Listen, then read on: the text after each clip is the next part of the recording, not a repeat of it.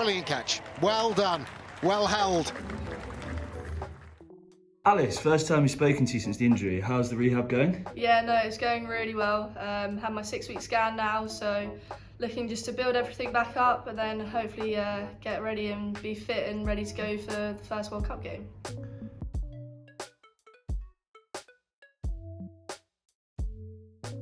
So 2022 was a big year for you. Did it feel like a big setback, obviously, in the West Indies when you got injured?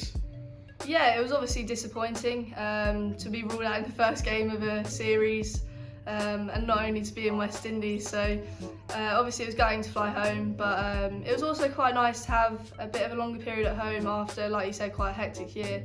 And it's given me a bit of time to kind of focus on my own self and also kind of be able to review what kind of a hectic couple of years it has been and set some new goals really.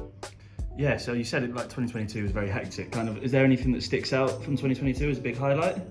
Obviously you can't go much past England's debut in T20 and ODI. That was pretty surreal. Commonwealth Games, just to be a part of the group. I wasn't expecting it at all, so it was kind of out of the blue for me, which was brilliant. And then being able to go to the big bash, play in the 100 again. So yeah, it's been a year full of quite good highlights really. No, it's been amazing. It's been amazing. So how did it feel to receive that England cap? Yeah, it was kind of a dream come true. Obviously, the last couple of years I've been working towards it and it's been quite a big goal of mine, but I definitely wasn't expecting it so soon. And to get presented my caps from Tash Farrant and Sophie Eccleston, two of my close mates really within that England team, that was really nice. And yeah, just to be a part of that England side, and I guess the progress it's made over the last year, it's a bit of a new look side really, which is really exciting for kind of a new player like myself coming in. Yeah, what can this England team achieve? Obviously last year we saw so many debutants, so many of the young players coming through. Kind of, what can they achieve? Obviously starting with the World Cup, but... Yeah, I think it's really exciting. Look, it's, like you said, 5 debutants or so and 5 new England contracted players. So no, it's really exciting. We've got a new head coach, new bowling and assistant coach. So it's a really different environment, but it's really nice. And I think everyone's really settling into the new mindset that John Lewis has brought into the team, especially I know that they focused on it heavily in West Indies and everyone was really enjoying it. And we have mentioned it a bit since coming back in January and joining up as a group. So look, I think it's really exciting and kind of no one really knows where where the team can take itself, and I think that's what's so exciting because it is such a new look group. And I think everyone has the utmost confidence at the moment and everyone's ready to go for the World Cup, like you said. Oh, perfect. Finally with England, kind of this summer, obviously the Women's Ashes, the Kia Oval's hosting its first England game since 2009. Kind of, how are you looking forward to that, kind of playing at the big grounds, which is really good for women's cricket? Oh yeah, it's brilliant. I think, like you said, being able to play the Ashes in England alongside the men as well, and at some amazing grounds. The Test is at Trent Bridge, T20 at the Oval. I don't think there's a better ground to play a T20 at, but that might be me just being a bit biased. But no, it's brilliant, and I think it's really exciting and kind of getting the vibe of everyone in the team. Everyone's just really looking forward for the summer. In the press box at the England women's game because the batters had crossed and they stayed at their ends. Oh, that's gone through. Straight through. And bowled, and Taylor Yates has gone for a duck. Capsey has 2 in 3 deliveries. We'll go to Surrey, kind of. What's your journey been like through the Surrey pathway system? Yeah, I mean, I'm pretty much Surrey through and through. Started playing kind of club cricket and then within a year, I think I was about 9 or 10, joined the Surrey setup and literally went through it. I was probably playing up most years from about 13, and then kind of Surrey women's debut at 14. And yeah, kind of played throughout the senior side for the last 3-4 years, alongside kind of England Academy, the RDC, which it was a couple of years ago, now the South East Stars for the last 3 years. So yeah, I mean, I've played for Surrey for the last kind of 8 years really, so it's quite literally my home. That's good to hear. That's what we like. Yeah. Kind of, how's the, obviously it's brilliant to see so many more contracts being given at the Southie Stars in particular.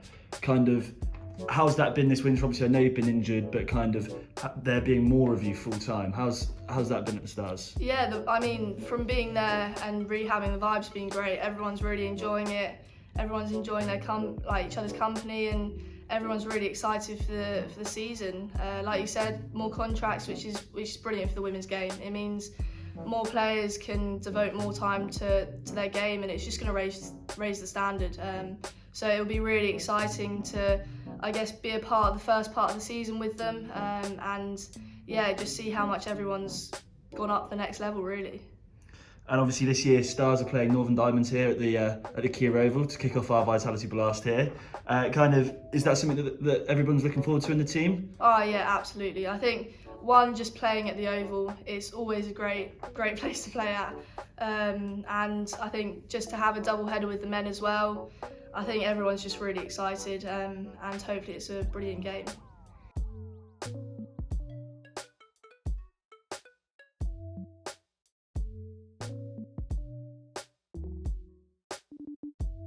And obviously, Oval Invincibles, 2 times champions. How's that been? How's it been playing in the 100 in front of packed houses here? Playing the second game, for example, this season to kick off the women's 100s.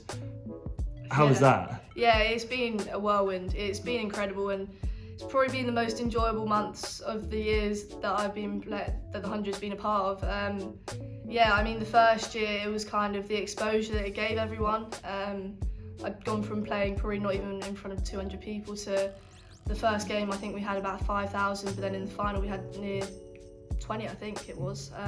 It was ridiculous numbers. So I think it's been brilliant, and as a player I've thoroughly enjoyed it. And then kind of going into last year, who'd have thought you'd be able to win it twice in a row? So no, it was brilliant, and it's always just a really enjoyable month. And I think all the players can kind of back that up. And playing at the Oval as your home ground ain't half bad. So no, it was brilliant. Kind of, how's the 100 kind of helped women's cricket in terms of preparing for that next step up to international cricket? Yeah, I've said it quite a few times. I think the 100 prepared me brilliantly for international cricket.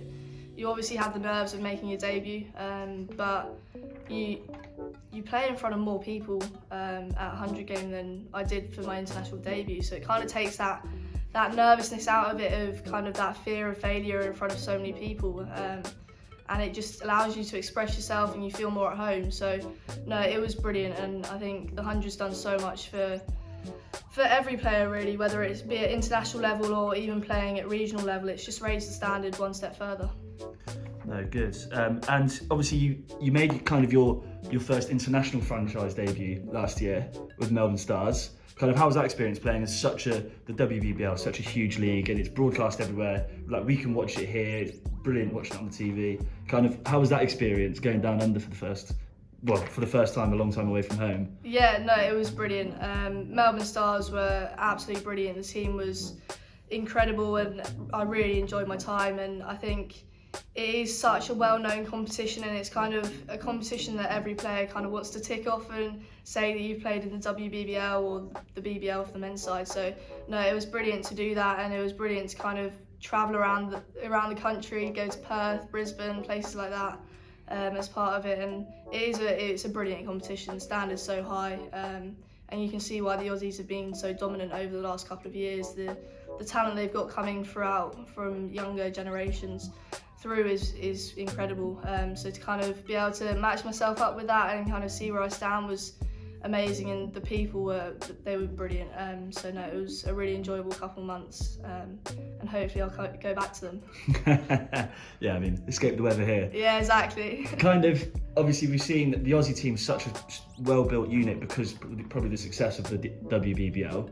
Is that what you think, like, you can see happening with the 100, and kind of the standards raising so that England can then get to that next level and kind of have the dominant phase like Australia have had over the last decade? Oh, 100%. Look, we're playing catch up, I think, with the regional structure, but the 100 is 100. Like, it's going to bring up the standard, and the more kind of the regional players play with internationals and overseas in the same team and against different players, everyone's just going to learn so much, and that's what I found over the last couple of years. I've learned so much playing with different players, and kind of taking lots of little bits of knowledge from different players. So no, it 100% is a factor for the Aussie dominance, and I think the more that the 100 brings about and the more new players that come into playing for the 100, it will massively increase the pool of players that are beneath us and put pressure on the international scene, which is what you want. So no, it's brilliant. And then finally, kind of what are your personal goals for the year of 2023? Yeah, obviously winning the World Cup would be great, winning the Ashes, but aside from kind of that, I think it's just putting in performances for the team, doing the best I can. Be nice to kind of win the 100 3 years in a row, but we'll see how that goes. And then playing Big Bash, just playing as much cricket as I can really, and trying to learn as much as possible and kind of feed off different people. So yeah. Will we see you in the Three Feathers at all in the summer, or? Oh no, definitely. Yeah. I'll at least play one game. Perfect.